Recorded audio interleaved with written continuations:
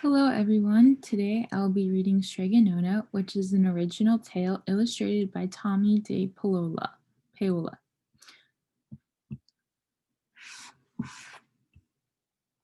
In a town, sorry, one second. In a town called, bleh. In a town in Calabria, a long time ago, there lived an old lady everyone called Strega Nona, which meant Grandma Witch. Although all the people in town talked about her in whispers, they all went to see her if they had troubles. Even the priest and the sisters of the convent went because Strega Nona did have a magic touch. She could cure a headache with oil and water and a hairpin.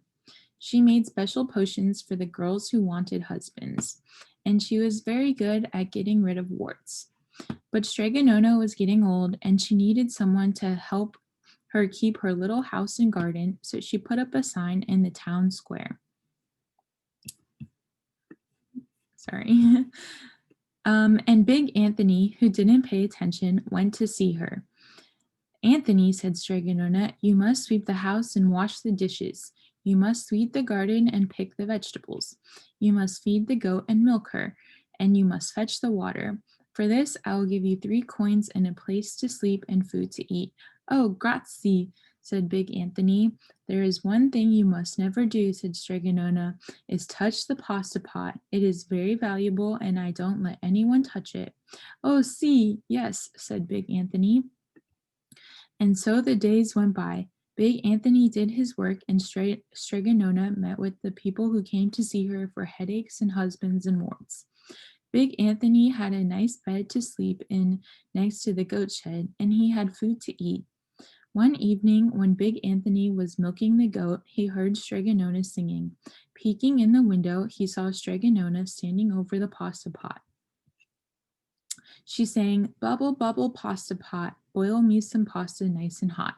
I'm hungry and it's time to sup, boil enough pasta to fill me up. And the pasta pot bubbled and boiled and was suddenly filled with steaming hot pasta. Then Strega Nona sang, enough, enough, pasta pot, I have my pasta nice and hot. So simmer down my pot of clay until I'm hungry another day. How wonderful, said Big Anthony. That's a magic pot for sure. And Strega Nona called Big Anthony in for supper, but too bad for Big Anthony because he didn't get to see Strega Nona blow 3 kisses to the magic pasta pot.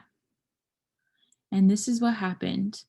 The next day, when Big Anthony went down to the square to fetch the water, the next day when Big Anthony went down to the town square to fetch the water, he told everyone about the pasta pot. And naturally, everyone laughed at him because it sounded so silly. A pot that cooked all by itself.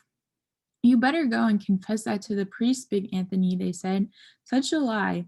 And Big Anthony was angry, and that wasn't a very good thing to be.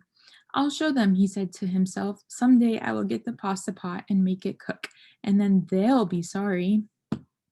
That day, that day came sooner, sorry, that day came sooner than even Big Anthony would have thought, because 2 days later, Strega Nona said to Big Anthony, Anthony, I must go over the mountain to the next town to see my friend Strega Amelia.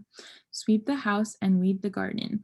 Feed the goat and milk her, and for your lunch, there are some bread and cheese in the cupboard. And remember, don't touch the pasta pot.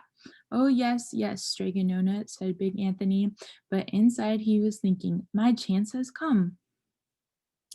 As soon as Strega Nona was out of sight, Big Anthony went inside and pulled the pasta pot off the shelf and put it on the floor. Now let's see if I can remember the words, said Big Anthony. And Big Anthony sang, bubble, bubble, pasta pot, boil me some pasta nice and hot. I'm hungry and it is time to sup, boil enough to fill me up. And sure enough, the pot bubbled and boiled and began to fill up with pasta. Aha, said Big Anthony, and he ran to the town square, jumped on the fountain, and shouted, everyone get forks and plates and platters and bowls, pasta for all at Strega Nona's house. Big Anthony has made the magic pasta pot work. Of course, everyone laughed, but ran home to get forks and plates and platters and bowls. And sure enough, when they got to Strega Nona's, the pasta pot was so full it was beginning to overflow. Big Anthony was a hero. He scooped out the pasta and filled the plates and platters and bowls. There was more than enough for all the townspeople, including the priests and the sisters from the convent. And some people came back for 2 or 3 helpings, but the pot was never empty. When all had had their fill, Big Anthony sang, "Enough, enough, my pasta pot. I have my pasta nice and hot. So simmer down my pot of clay until I'm hungry another day." But alas, he did not blow 3 kisses. He went outside to he went outside, and to the applause of the crowd, Big Anthony took a bow. He was so busy listening to compliments from everyone, he didn't notice the pasta pot was still bubbling and boiling until a sister from the convent said, "Oh, Big Anthony, look." And pasta was pouring out of the pot all over the floor of Strega Nona's house and was coming out the door. Big Anthony rushed in and shouted the magic words again, but the pot kept bubbling. He took the pot off the floor, but pasta kept pouring from it. Big Anthony grabbed a cover and put it on the pot and sat on it, but the pasta rised over, and Big Anthony as well, and spilled on the floor of Strega Nona's house.